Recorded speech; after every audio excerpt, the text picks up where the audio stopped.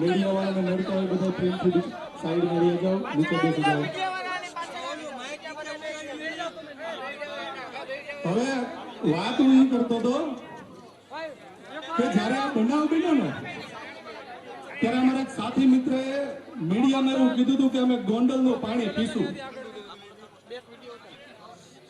અમારા બાપ દાદાઓ સંઘર્ષ કરતા આવ્યા છે, વર્ષો સુધી એને પાણી માટે સંઘર્ષ કર્યો છે। તમે 84 ગામ બંધ કરી દો ને તો એક દિવસમાં અમે તરસ્યા નહીં મરી જઈએ। અને આ જે તમારે ગોઠવવી પડી છે ને સિક્યુરિટી, એ અમારી માટે નથી ગોઠવવી પડી, તમારો ગઢ ને લૂંટાઈ ને એટલે ગોઠવવી પડી છે। મારો દલિત સમાજ પહેલેથી સંઘર્ષ કરતો આવ્યો છે ને સંઘર્ષ કરતો રહેશે, પણ હવે કોઈનો અત્યાચાર સહન કરી લેવામાં નહીં આવે। આજે નહીં આવે ને કાલે નહીં આવે। ધમકીઓ તો તમને દેતા પહેલેથી આવડે જ છે, દેતા રાખજો। અમે એવી ધમકીઓ ખિસ્સામાં નાખીને રખડા જ કરીએ। રોજ એસટીમાં જ ભરીએ છીએ, અમારી પાસે ભરવેલું નથી, જ્યાં ખીલા મારવા ત્યાં મારી દેવા છું। આ યુવાનોને ખાલી એટલું જ કહેવા માંગુ છું કે ક્યાંય પણ અત્યાચાર થાય, વસંત ચાવડા તમારી સાથે છે, જરૂર પડશે ને જીવ દેવા તૈયાર છે। જય ભીમ।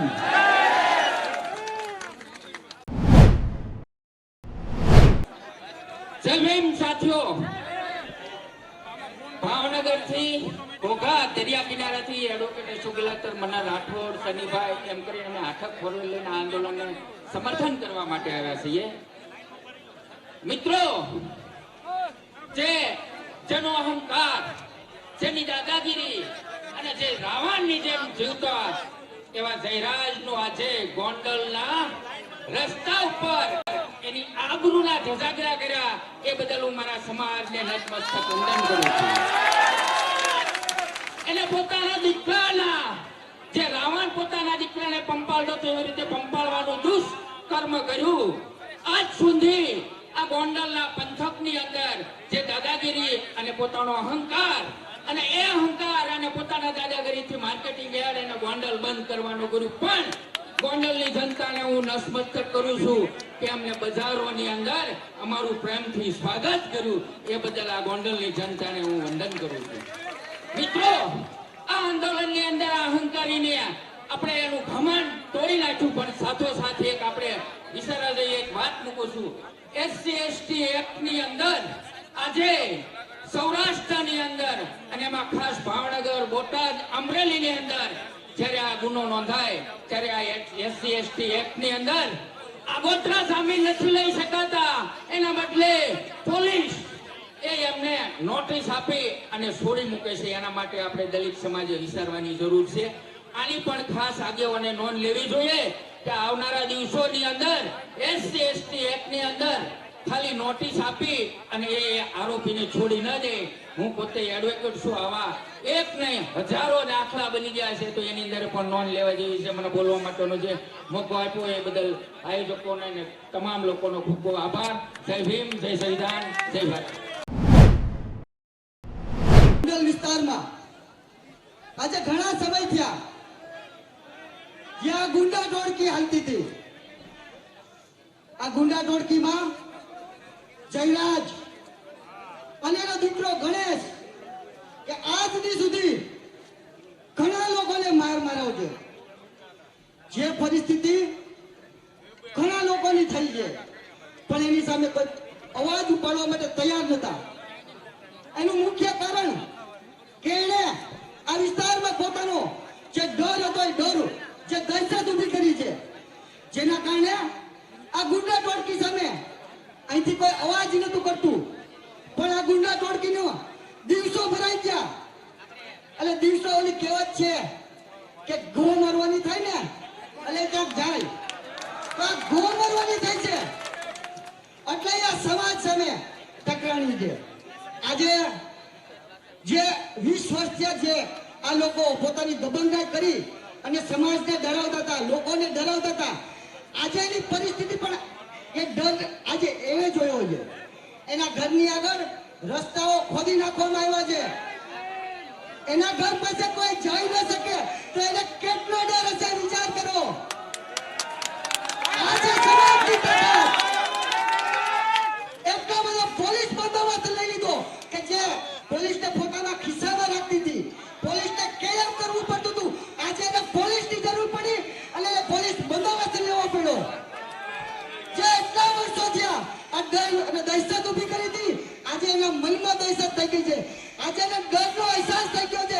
ડર શું હોય અને આ સમાજની તાકાત છે તો શું સમાજની તાકાત હોય એને ખબર પડી ગઈ છે અને ખાલી ગોંડલને નહીં પણ પૂરા ગુજરાતના લોકોને કહું છું કે ક્યાંય કોઈથી ડરતા નહીં અને આવો ડરનો અહેસાસ એ ડરાવવા વાળાઓને કરજો.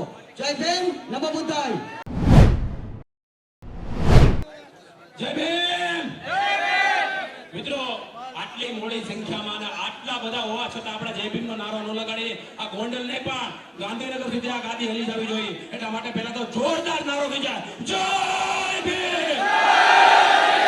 મિત્રો આ કોઈ સમાજની વિરુદ્ધ નથી. આ કોઈ સમાજ પણ એક વ્યક્તિ જે દબંગ વ્યક્તિ છે અને જે નાનામાંથી નાનો લોકો હોય કે મોટામાંથી મોટો વ્યક્તિ હોય એની વિરુદ્ધ જઈ અને ષડયંત્ર રચી અને માર મારવામાં આવે છે. અને આ એ દલિત સમાજ છે કે જ્યારે સુખદેવજી ગોગામેડીની હત્યા થઈ ત્યારે સૌ પ્રથમ જો ક્ષત્રિય સમાજને સપોર્ટ કર્યો હોય તો એ દલિત સમાજ હતો. મિત્રો દલિત સમાજ હતો. અને ત્યાર પછી તમારી જ આ જિલ્લાની વાત કરવામાં આવે તો હું રાજકોટ જિલ્લાની વાત કરીશ કે જ્યારે પરસોત્તમભાઈ સોલંકીની જીભ લબડી હતી અને એમણે જ્યારે વાત કરી પરસોત્તમભાઈ રૂપાલાની જીભ જ્યારે લપસી હતી ત્યારે મિત્રો આજ દલિત સમાજ એને સપોર્ટ કર્યો તો. આ એ દલિત સમાજ છે મિત્રો. આ કોઈ સમાજ વિરુદ્ધ નથી.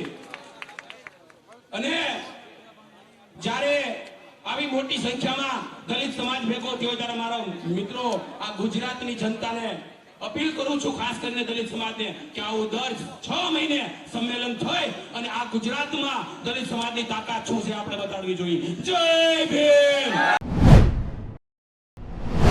જય ભીમ.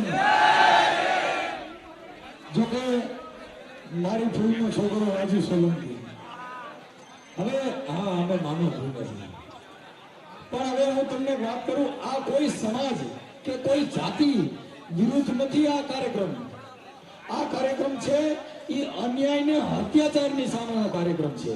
સાહેબ ક્ષત્રિય સમાજ કોઈ તમારો વિરોધી નથી. ક્ષત્રિય સમાજ તમારો વિરોધી નથી. એ ભાવનગરના રાજાને લઈ લ્યો. ખાલી કઠિયારામાં તમને કહું મહારાજા ભાવનગર કૃષ્ણસિંહજી મહારાજ ઉભા હતા ને કઠિયારાએ બોર ખાવા પથ્થરનો ઘા કર્યો અને પથ્થર લાગી ગયો. ભાવનગર મહારાજના પટાવાળાએ કીધું અને રાજમાં લઈ ગયો. જેમ કઠિયારોએ પૂછ્યું બાપુ આને હું સજા દેવી છે કે બાપુ એને એક આડો ખોબો હોનામો રાખો કે કેમ કે જો બોયડીના બોરને જો પથ્થર મારવાથી ફળ દેતી હોય તો હું ભાવનગરનો રાજા છે મારા ધ્યાન ખાલી આવતા. આ બધા રાજા જેટલા બાપુ એટલે મતલબ જેના દીકરા સમાના પ્રજાને રાખે નહીં બધા બાપુની વ્યાખ્યામાં આવે. બાકી બધા લુખા બાપુ જેટલા ગઢમાં હોય ને ગઢમાં એમાં જેથી રાજાશાહી હતી અત્યારની સરકાર કરતા રાજાશાહે પોતાના દીકરાને સગા દીધી છે ને એ ક્ષત્રિય સમાજે આ રાખ્યું છે. પણ આ લુખાઓની વાતો નથી હો. આ ક્ષત્રિયોની વાતો છે સાહેબ કે ફરાવીને ધાનનો નીપજે ઉડવીને માડીનો હોય ઈ જેને ઝકડા નીપજે જેની માં હોય. એ ભાઈ આ પાણીપુરી ખાત્યું છોકરા ખવડાવે ને આંબેડકર નો થાય. એટલે કીધું કે શું તો મરી જાવ ને દીન હાથ મેં પ્રીતુ કે ધંધુ કે સમાન જનની ને હતરી જન્મ દે ગતરી માનની આસ. જેના માના કુખમાં તમને કહું બાળક હોય જેને સંવિધાન વાંચ્યું હોય ને એ ઈ છોકરો જન્મે બાપુ આંબેડકર જેવો જ થાય. આ ઇન્સ્ટાગ્રામમાં વાતો કરે એના છોકરા આંબેડકર નહીં થાય. એ તમારા પાણીપુરી ઓવેડાના ડાટા ગઢીમાં થાય. અને જો આંબેડકરને જન્મ દેવો હોય તો તમે તમારા દીકરાનો દીકરીઓને સંવિધાન બચાવજો. એ ભાઈ હજી આ અમરેલી જિલ્લામાં 2.5 લાખ રૂપિયા દેશના લે છે ને 7-8 લાખના છૂટા છેડાના લે. એ થોડો સુધારો લેજો. એ એમાંય થોડો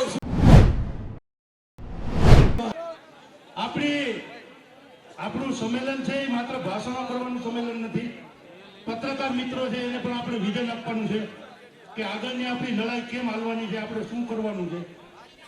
તો અમે 1 તારીખે જે જુનાગઢ એસપી અને કલેક્ટરને આવેદન આપ્યું છે એની કોપી સીએમ સાહેબને પણ મોકલાવી છે, ગૃહમંત્રી સાહેબને પણ મોકલાવી છે. અમારી 5 માંગણીઓ છે, 4 માંગણીઓ છે. એ 4 માંગણીઓ હું રજૂ કરું છું. પત્રકાર મિત્રોની નોંધ લઈ કે અમારી ખરેખર માંગણી શું છે. અમારી પહેલી માંગણી એ છે કે જે મૂળ એફઆઈઆર થઈ છે સંજય સોલંકીની, એ મૂળ એફઆઈઆર ની અંદર ગુસ્સી કોર્ટની કલમ ઉમેરવામાં આવે. કેમ કે ગણેશ જાડેજા અને એની ગેંગ ઓર્ગેનાઇઝ ક્રાઇમ ચલાવી રહી છે. ગોંડલ વિસ્તારમાં ઓર્ગેનાઇઝ ક્રાઇમ ચલાવી રહી છે, તો એમાં ગુસ્સી કોર્ટની કલમ ઉમેરવામાં આવે. આ પહેલી માગણી છે અમારી. બીજી અમારી માગણી એ છે કે રાતે 11 વાગે પહેલા બનાવ બન્યો ભાઈ સંજુ, બરાબર? રાતે 11 વાગે સમાધાન થઈ ગયું, એ લોકો જતા રહ્યા.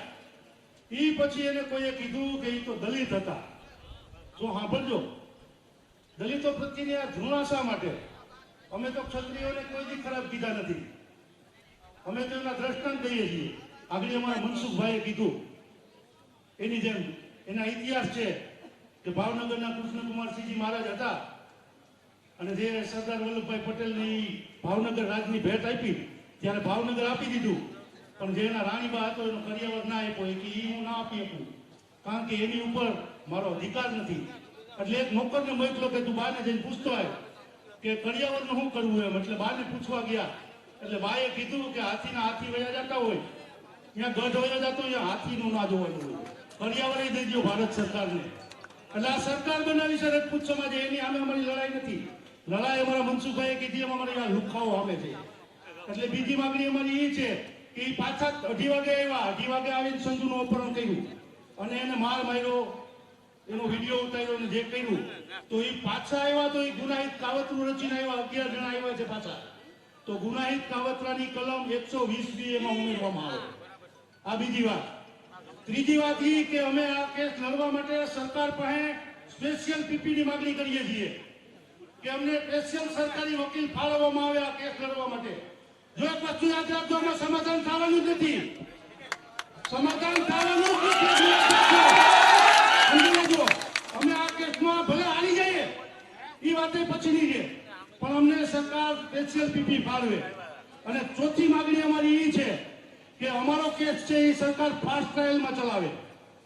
1 વર્ષમાં કે 6 મહિનામાં કેસ હલાવીને એનું જજમેન્ટ આપે. આ અમારી માગણી છે સરકાર પાસે. આ ચાલુ રહેશે. આજે અમે અહીં મળ્યા છીએ, 2 દી પછી અમે ફરીથી જુનાગઢમાં આગેવાનોની મીટિંગ કરશું અને અમારું નવું એલાન કરશું. શક્ય હશે ને તો આ બાઇક લઈ ગાંધીનગર સુધી લઈ જાઉં. મુખ્યમંત્રીના કાર્યાલય અમે જવું પડશે તો પણ અમે જાશું. કદાચ હિજરત કરવી પડશે તો હાલીને પણ જાશું. પણ આ પ્રશ્ન અમે મૂકવાના નથી ને મૂકવાના નથી. એટલે હું વહીવટી તંત્રને અને સરકારને બેને વિનંતી કરું છું કે અમારા રાજુભાઈ અમારી ટીમ સાથે બેઠક કરી અને અમારી જે 4 સમસ્યાઓ છે એના માટે કંઈક પોઝિટિવ વિચારે. સરકાર તો વિચારી જ રહી છે. મારે પોલીસને કહેવાનું છે કે પોઝિટિવ વિચારી અને અમને આમાં ન્યાય અપાવવાની કોશિશ કરે. હવે હું સુરેન્દ્રનગરથી મુરજીભાઈ પરમાર આવ્યા છે, 2 શબ્દો કે છે. ન્યાજ ઉભીને કહી દો. હા, મુરજીભાઈ પરમાર. આપણે રેલી સ્વરૂપે આયોજન કરી અને સરકારશ્રીને આપણે જાણ કરવા જઈ રહ્યા છીએ કે આ તો ઠીક છે કે જુનાગઢ રાજુભાઈના દીકરા સંજયનું આ એને છે ને ખોટી રીતે અપહરણ કરે. જો એનામાં ત્રેવડ હોય ને તો સામે છાતીએ કેવું જોઈએ. 11 વાગે બનાવ બને છે. સંજયભાઈને ખબર નહોતી સામે કોણ છે, એને ખબર નહોતી. સંજયભાઈના પિતાશ્રી આપણા રાજુભાઈ એને ખબર પડે છે કે આ તો ભાઈ ગણેશ છે. પણ જો ગણેશ અસલ દરબાર હોય ને તો એને ચેલેન્જ ફેંકીને આવવું જોઈએ.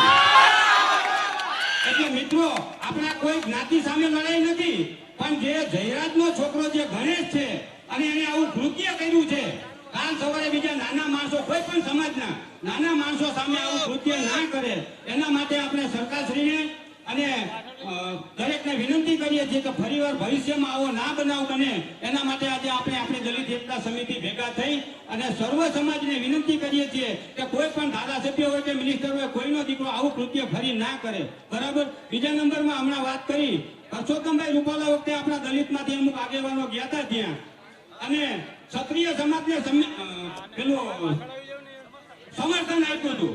આજે તમે જોઈ લો, આપણો મોટો આવડો પ્રશ્ન છે. એક પણ ક્ષત્રિય સમાજમાંથી કોઈ જાહેરમાં બોલવા હોય તો મીડિયા સામે આવે કે ભાઈ આ વસ્તુ સાચી છે. કોઈ પણ છોકરાનું અપહરણ કરી એના નગ્ન કરી મારવું આ વસ્તુ સાચી છે, અમારો તમને પૂરો સપોર્ટ છે, એવો એક પણ ક્ષત્રિય બતાવો. માટે મિત્રો, આપણા કોઈ સમાજની સામે લડાઈ નથી, પણ બીજા કોઈ નાના માણસો સામે આવું કૃત્ય ના કરે એના માટે આપણે ગોંડલમાં જયરાજના ગણેશ સામે વિરોધ છે. માટે આપણે સૌ સાથે એક મળીને લડીએ.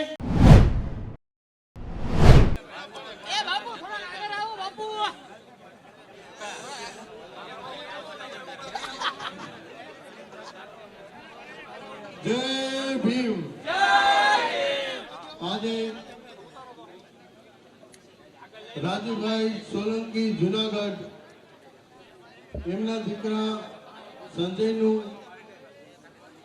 જે અપહરણ કરી એમને જે માર મારવામાં આવ્યો, એમના ઉપર અત્યાચાર કરવામાં આવ્યો, એ બાબતમાં ગુજરાતભરનો દલિત સમાજ એની પ્રતિક્રિયા માટે અહીંયા મળ્યો હોય તો મારા સમાજની ક્યાંય પણ અન્યાય થશે, મારા સમાજને ક્યાંય પણ શોષણ કરવામાં આવશે, ગુજરાત આખામાં હું મારો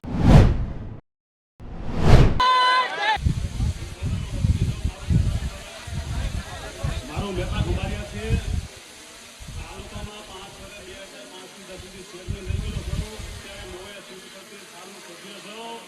આ લુખાથી હું બીતો નથી. આ લુખાને જ્યારે આવવું હોય ત્યાં મારી સામે આવી છે.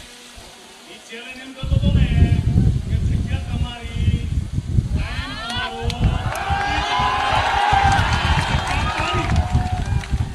તારી તાકાત હોય ત્યારે મને લડવા.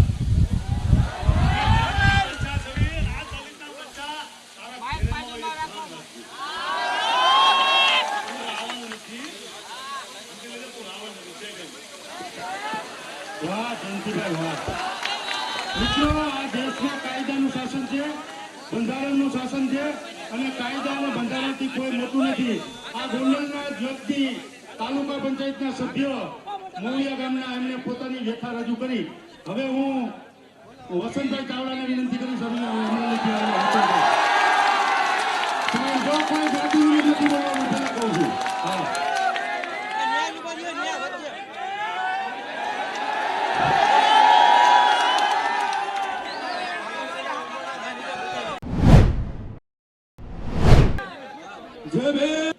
કે આને મોણિયા વાળી નથી મૂકી.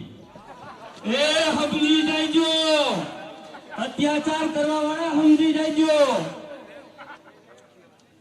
અને આ કાર્યક્રમ પૂરો થઈ ગયા પછી પાછળથી કોઈને વિડિયા બનાવવા હોય, ઓડિયા બનાવવા હોય અને કાંઈ પણ પ્રવૃત્તિ કરવી હોય ને તો મારો રોહિત સોલંકીનો નંબર લઈ લેજો.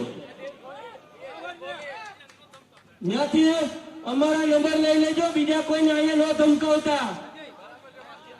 બસ ટૂંકી અને નાની. અને હવે ક્યાંય પણ ગુજરાત રાજ્યમાં ક્યાંય પણ નાનો મોટો અત્યાચાર થાય ને તો જુનાગઢની ટીમ એ અત્યાચારમાં આવો જ કાર્યક્રમ આપવા માટે. સત્ય દેવી કોઈ ભાષણ નથી કરવું. તમે લોકો ઘણા સમયથી ઊભા છો. તમને માત્ર એક શેર કહેવો છે અને એ શેરમાં મારો સંદેશ છે कि हो गई है पेड़ पर्वत सी अब पिघलनी चाहिए. दुष्यंत कुमार कि हो गई है पेड़ पर्वत सी अब पिघलनी चाहिए. इस हिमालय से अब कोई गंगा निकलनी चाहिए. હવે ત્રાસ વધી ગયો છે, હવે ત્રાસ વધી ગયો છે એટલે આજે બધા ભેરા થયા છે. એ ભેરા થયા છે એવા સંદર્ભમાં શેર કહું कि सिर्फ हंगामा खड़ा करना हमारा मकसद नहीं है. आज हमें भेगा थया ने એ ખાલી દેખાડો કરવા નથી આવ્યા. सिर्फ हंगामा करना हमारा मकसद नहीं है. मेरी कोशिश है कि ये सूरत बदलनी चाहिए. તમારી જે નીતિ છે ને એ નીતિમાં ફેર પડવો જોઈએ. मेरी कोशिश है कि ये सूरत बदलनी चाहिए. और दोस्तों, मेरे सीने में ना सही तेरे सीने में सही, लेकिन ये आग जो जली है ना वो आग जलनी चाहिए, वो आग जलनी चाहिए. जय भीम.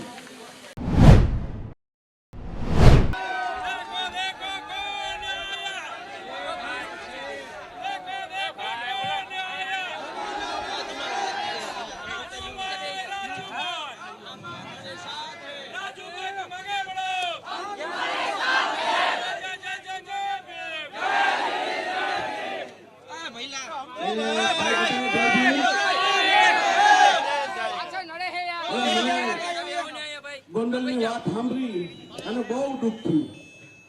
હું નાનો હતો ને, મારો 49 વર્ષની ઉંમર છે. કાકા, હું નાનો હતો તે હું ગોંડલ વિશે અને ધોરાજી વિશે સાંભળતો. હું ભણવા જતો, ક્યાંય પણ દલિત સમાજ ઉપર અત્યાચાર થતો તો સૌથી પહેલા ખટારા ગોંડલ થી ભરાતા. હું નાનો હતો ને 5મું 4થું ભણતો ત્યાંની વાત કરું છું ભાઈ.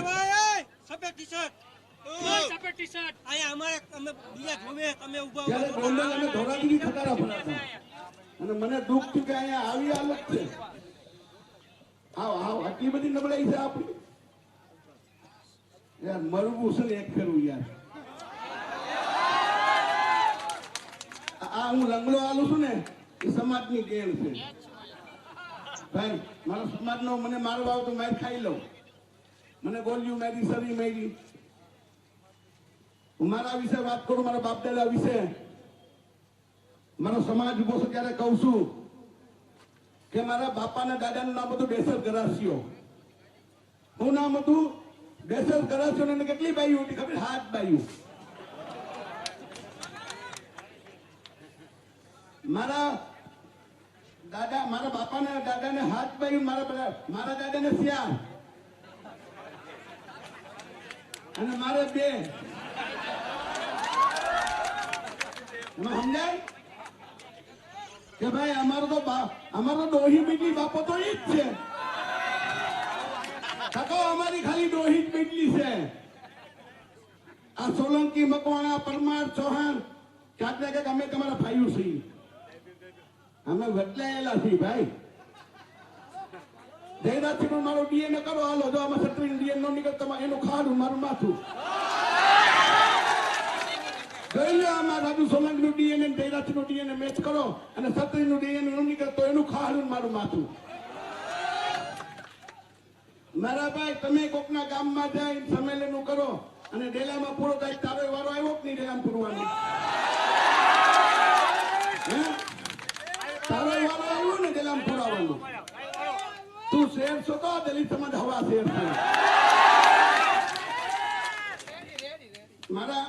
હું રોજ જમીને હલવા જાઉં છું. હું મારી ઘર